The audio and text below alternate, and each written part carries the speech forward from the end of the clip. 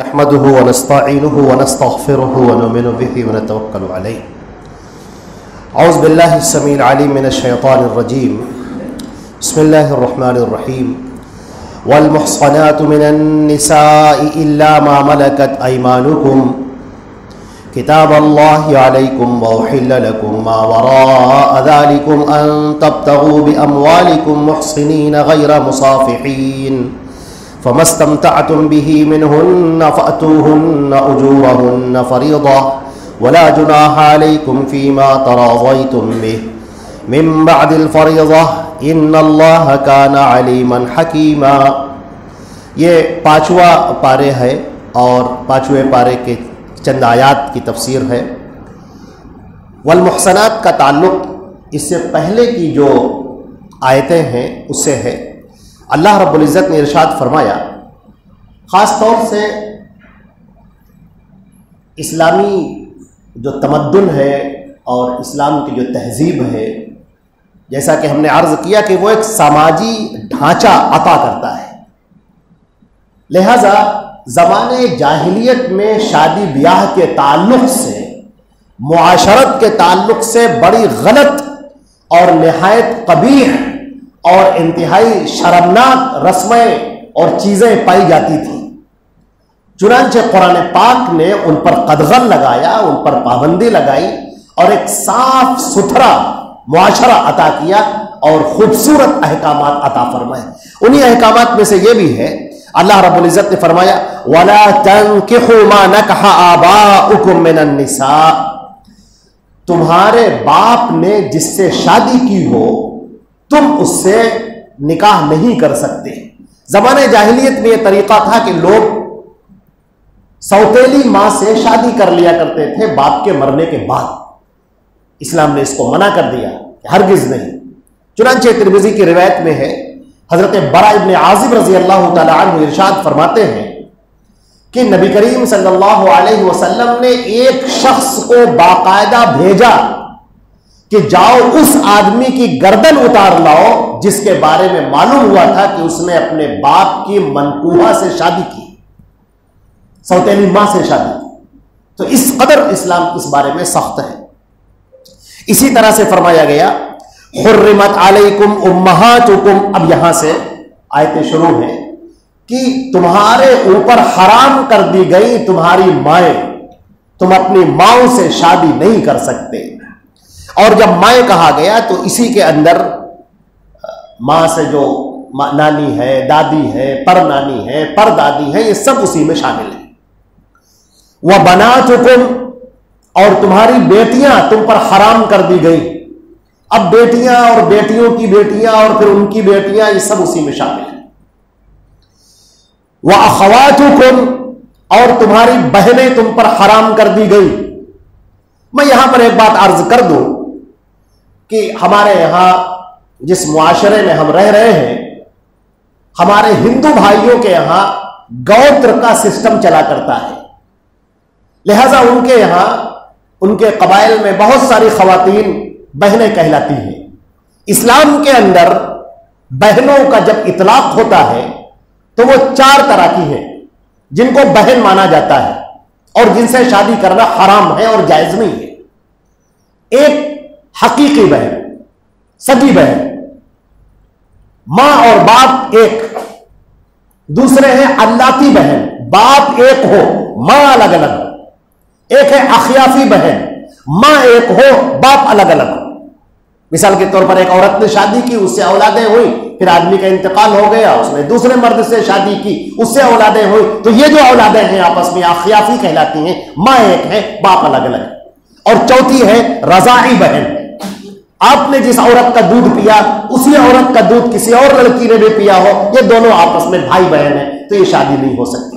ہمارے یہاں جو یہ کہہ دیتے ہیں کہ خالہ زاد بہن، چچا زاد بہن، پھوپھی زاد بہن، یہ کہنا ہی غلط ہے. وہ بہن نہیں ہے، اسلام نے ان کو بہن تسلیم نہیں کیا ہے. آپ خالہ زاد کہیے، چچا زاد کہیے، خالہ کی لڑکی کہیے، چچا کی لڑکی کہیے، لیکن آپ اسے بہن نہیں کہہ سکتے، وہ آپ کی بہن نہیں ہے. چونکہ ہمارے معاشرے میں غیر مسلموں کے ساتھ میں رہنے کی وجہ سے چونکہ وہ ان کو بہن کہتے ہیں تو ہمارے ہاں ہم لوگ بھی ان کو بہن کہنے لگے، ہمارے ہاں معاشرے میں یہ چیز پھیل گئی۔ لہذا اس بات کی اچھی طرح سے وضاحت آپ اپنے ذہن میں رکھ لیجیے کہ بہن ہمارے یہاں صرف 4 طرح کی ہیں: سگی بہن، یا علاتی بہن یعنی باپ ایک ہو ماں الگ الگ ہو، یا اخیافی بہن ماں ایک ہو باپ الگ الگ ہو، یا رضائی بہن یعنی دودھ شریک بہن جن سے نکاح کرنا حرام ہے۔ وَعَمَّاتُكُمْ، اور اسی طرح سے تمہارے جو پھوپھیاں ہیں وہ تمہارے لیے حرام کر دی گئی، اور انہی میں پھوپھیوں میں دادا کی اور نانا کی بہنیں وہ بھی اسی میں شامل ہیں۔ وَخَالَاتُكُمْ، اور تمہاری خالائیں ماں کی بہنیں وہ بھی تمہارے اوپر حرام کر دی گئی، اور اس میں ماں ہے، نانی ہے، دادی ہے، یہ سب اسی کے اندر شامل ہیں۔ وَبَنَاتُ الْأَخِ، اور اسی طرح سے بھائی کی بیٹیاں جنہیں ہم بھتیجیاں کہتے ہیں وہ بھی حرام۔ وَبَنَاتُ الْأُخْتِ، بہن کی لڑکیاں یعنی جنہیں ہم عرف عام میں اپنے یہاں بھانجیاں کہتے ہیں یہ بھی حرام، اور ان کی لڑکیاں بھی، بھانجی حرام، پھر بھانجی کی لڑکی حرام، بھتیجی حرام، بھتیجی کی لڑکیاں حرام، ان سے شادی کرنا جائز نہیں ہے۔ وَأُمَّهَاتُكُمُ اللَّاتِي أَرْضَعْنَكُمْ، اور تمہاری وہ مائیں جنہوں نے تم کو دودھ پلایا ہے، جنہیں رضائی ماں کہا جاتا ہے، یعنی وہ ماں جس نے آپ کو پیدا تو نہیں کیا ہے لیکن جس نے آپ کو دودھ پلایا ہے وہ رضائی ماں کہلاتی ہے، اور وہ بھی حرام ہے آپ کے اوپر۔ وَأَخَوَاتُكُم مِّنَ الرَّضَاعَةِ، اور تمہاری رضائی بہنیں وہ بھی تمہارے اوپر حرام ہیں۔ اللہ کے نبی صلی اللہ علیہ وسلم نے فرمایا يُحَرِّمُ مِنَ الرَّضَاعَةِ مَا يُحَرِّمُ مِنَ النَّسَبِ، رضاعت کے ذریعے سے وہ رشتے بھی حرام ہو جاتے ہیں جو نسب کے رشتے حرام ہیں، جو اوپر تفصیل بیان کی گئی ہے یہ بھی سب رضاعت کے ذریعے حرام ہو جاتے ہیں، اور ان سے نکاح کرنا جائز نہیں ہوتا ہے۔ رضاعت کے بارے میں ایک بات جان لیجئے، جسے کہتے ہیں دودھ پی لینا۔ دودھ پی لینے سے جس عورت کا آپ نے دودھ پیا ہے یہ اس عورت سے شادی کرنا وہ حرام ہے کیونکہ وہ آپ کی ماں ہے، اور آپ نے جس عورت کا دودھ پیا اسی کا دودھ کسی اور بھی نے بھی پیا ہے تو یہ دونوں آپس میں بھائی بہن ہیں اور آپس میں رشتہ کرنا حرام ہے۔ لیکن 2 شرطیں ہیں۔ پہلی شرط یہ ہے کہ دودھ پینا مدت رضاعت میں ہونا چاہیے، جس کو قرآن پاک نے 2 سال کہا ہے، 2 سال کہا ہے جو مدت رضاعت ہے۔ اس رضاعت کی مدت میں اگر دودھ پیا جائے گا تو رشتہ حرام ہوگا۔ دودھ پینے کے بعد کا جو ہے 5 سال 6 سال 8 سال میں اگر کسی نے پی لیا تو وہ رشتہ حرام نہیں ہوگا۔ اسی طریقے سے دوسری شرط یہ ہے جیسا کہ صحیح حدیث کے اندر آتا ہے لا تحرم المسخط ولا المسخطان ولا الاملاجۃ ولا الاملاجتان، ایک بار کا دودھ پی لینا یا ایک بار کا پستان منہ میں ڈال کر چوس لینا یہ رشتے کو حرام نہیں کرتا۔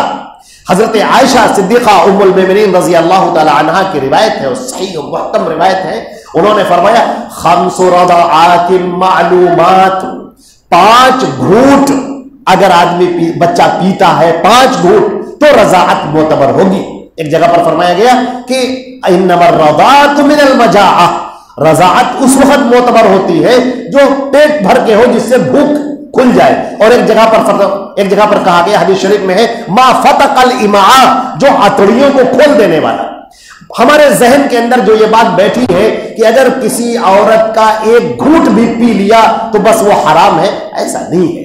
ایک گھونٹ پی لینے سے کچھ نہیں ہوتا، ہاں 5 گھونٹ پیے جائیں گے یا اتنے زیادہ مقدار میں پیا جائے جس سے اتڑیاں کھل جاتی ہوں تو پھر وہ رشتے حرام ہوں گے۔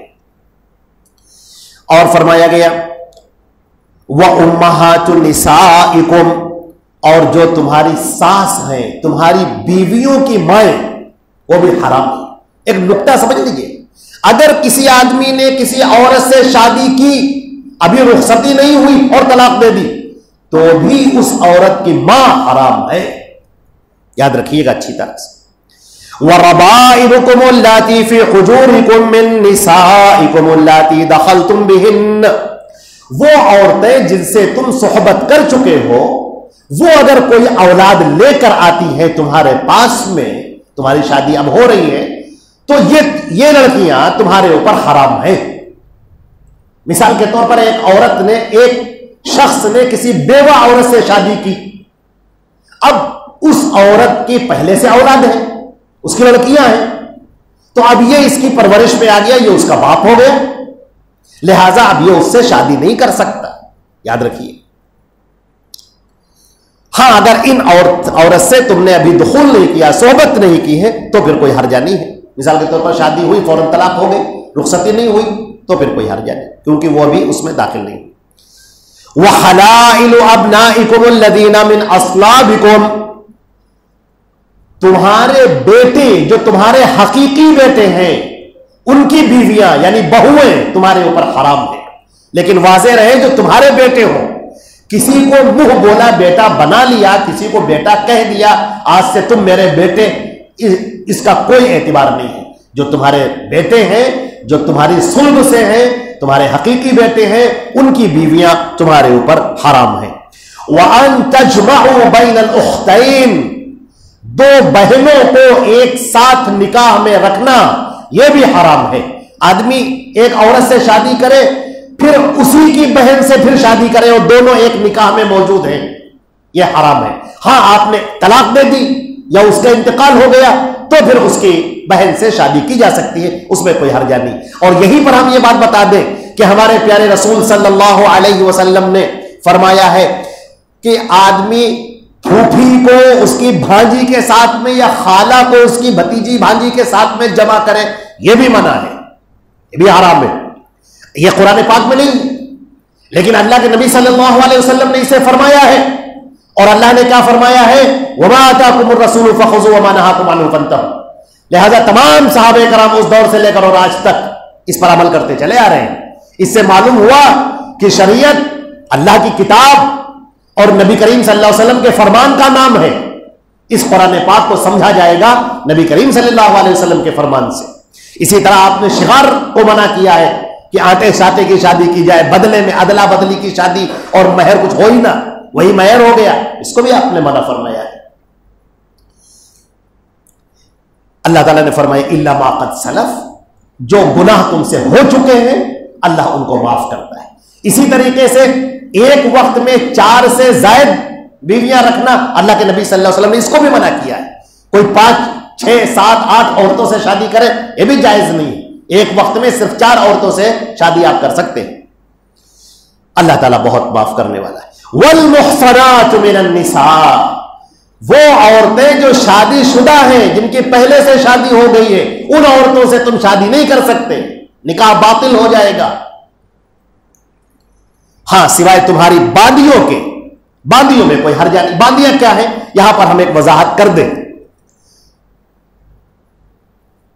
اس زمانے میں نبی کریم صلی اللہ علیہ وسلم کے زمانے میں اور زمانے جاہلیت میں، اس سے پہلے بھی جب جنگیں ہوتی تھیں تو جنگ میں جو لشکر میں سپاہی آتے تھے، اس میں سپاہی بھی ہوتے تھے اور ان کی بیویاں بھی ہوتی تھیں، وہ بھی ٹرینڈ ہوتی تھیں، جنگ کرنے کے لیے آتی تھیں اور وہ باقاعدہ شریک ہوتی تھی. اب جب جنگ ہو گئی اور دشمن پر فتح ہو گئی تو اب یہ سب قید کر لیے جاتے تھے. اب قید کرنے کے بعد اسلامی ریاست میں آ گئے. اب ان کا کیا کیا جائے؟ پہلا معاملہ یہ کہا جائے گا ان دشمنوں سے کہ تم اپنے قیدیوں کو چھڑاؤ، ہمارے جو قیدی تمہارے پاس ہیں تم ہمارے قیدی واپس کرو، ہم تمہارے قیدی واپس کرتے ہیں. ایک طریقہ. دوسرا، مان لی ہمارے قیدی وہاں نہیں ہے، دوسرا طریقہ، تم آؤ اور اپنے ان لوگوں کو فدیہ دے کر چھوڑا لے جاؤ، ان کے لیے رقم ادا کرو، جو رقم متعین کی جائے گی وہ آپ رقم ادا کرو اور پھر ان کو چھوڑا کر لے کر جاؤ. یہ فوجی لوگ ہیں. اگر یہ بھی نہیں ہوتا ہے تو پھر اسلام نے ایک نظام رکھا ہے کہ ان لوگوں کو لوگوں پر بانٹ دیا جائے گا کہ تم ان کو اپنے پاس رکھو، جو تم کھاتے ہو وہی کھلاؤ، جو تم پہنتے ہو وہی پہناؤ، اور ان کو معاشرے کے اندر ضم کر لیا جائے گا. ان کو آزاد نہیں بلکہ معاشرے میں ضم کر لیا جائے گا. اس تہذیب میں جو اسلام کی تہذیب ہے اس کے اندر وہ رہیں اور معاشرے کے اندر آرام سے رہیں. اس عورت کو جو وہاں سے قید ہو کر آئی ہے اور کسی مسلمان کے حوالے کر دی گئی ہے، اب وہی صرف اس سے تعلق قائم کر سکتا ہے. یہ نہیں کہ جو جس کا جی چاہے کرے، ایسا نہیں ہو سکتا. ان باندیوں کی تعلیم کے لیے حکم ہوا ہے کہ ان کو دوہرا ثواب ملے گا. جو ان باندیوں کی تعلیم کریں گے، ان کو سکھائیں گے اور ادب سکھائیں گے. اگر ان سے اولادیں ہو جاتی ہیں تو یہ ام ولد کہلاتی ہیں اور وہ بچے وراثت کے حقدار ہوتے ہیں. یہ ایک موضوع ہے، طویل موضوع ہے، لیکن یہ جان لینا چاہیے، اس لیے کہ بہت سارے لوگ غلام اور باندیوں کے بارے میں بہت ساری افواہیں اور غلط باتیں بغیر مطالعے کے ایسے ہی پھیلاتے رہتے ہیں. اور مجھے یہ بات کہنے میں کوئی ڈر نہیں ہے اور صاف طریقے سے عرض کر دینا چاہتا ہوں کہ اسلام کے اندر اس قدر کشش ہے کہ اگر اس کو اوپن ہو جائے، وہ لوگ اس کو دیکھ لیں، پڑھ لیں، جان لیں تو بغیر اپنائے ہوئے رہ نہیں سکتے. اس لیے مغربی تہذیب اور اسلام کے دشمن ڈرتے ہیں یہ، لہذا اسلام کی وہ تصویر بگاڑ کر پیش کرتے ہیں تاکہ لوگ اس اسلام سے دور ہو جائیں، مسلمانوں سے نفرت کریں، اسلام سے نفرت کریں اور اسلام کے قریب نہ آئیں. آج آپ کا فرض ہے کہ آپ اس سچے اسلام کو لوگوں کے سامنے پیش کیجئے اور بتائیے کہ یہ کیا سب مس کانسیپشنز ہیں، غلط فہمیاں ہیں جو تمہارے دماغوں میں بیٹھی ہوئی ہیں. صحیح اسلام کو دیکھو، پیور اسلام کو دیکھو، یہ دین فطرت ہے جو تمہاری فطرت کا دین ہے اور تمہارا اپنا دین ہے. اللہ رب العزت نے اس کے بعد ایک اور بات ارشاد فرمائی ہے کہ جو تمہاری جو شادی ہو جائے اس میں مہر ادا کرو، مہر ضرور بھی ضرور ادا کرو، تمہارے آپس میں جو بھی آپس میں طے ہو جائے وہ مہر تم دیا کرو. ایک نقطہ قرآن پاک کی اس آیت سے، محسنین غیر مصافحین، جو نکاح تم کرو پائیداری کے ساتھ اور مضبوطی کے ساتھ میں کرو، صرف شہوت پرستی مقصد نہیں ہونا چاہیے. اس سے نکاح متعہ باہر نکل گیا اور حلالہ کے نام پر جو نکاح ہوتا ہے وہ باہر نکل گیا. قرآن کہتا ہے محسنین، مضبوطی کے ساتھ. جس عورت سے تم نکاح کر رہے ہو اگر تمہارے ذہن میں بھی یہ ہے کہ ہم اسے آج شادی کر رہے ہیں، کل چھوڑ دیں گے، پرسوں چھوڑ دیں گے، تھوڑی مدت کے لیے شادی کریں گے، تو یہ نکاح حرام، یہ نکاح جائز نہیں ہے قطعاً. محسنین، نکاح کو مضبوطی سے پکڑ کے ہونا چاہیے، یہ نہیں کہ شہوت پرستی مقصد ہے، آج شادی کی اور کل چھوڑ دیا، پرسوں چھوڑ دیا. اسی طرح وہ نکاح جو آپ کریں کسی عورت کو ستانے کے لیے، ذلیل کرنے کے لیے، وہ نکاح بھی حرام ہے اور جائز نہیں ہے. اللہ رب العزت ہم پر آپ پر رحم فرمائے. ایک آیت کی تشریح تھی جو آپ کے سامنے پیش کی گئی. اللہ رب العزت ہم کو قرآن پاک پر عمل کرنے کی توفیق عطا فرمائے اور اس کو سمجھنے کی توفیق عطا فرمائے. والسلام علیکم ورحمۃ اللہ وبرکاتہ.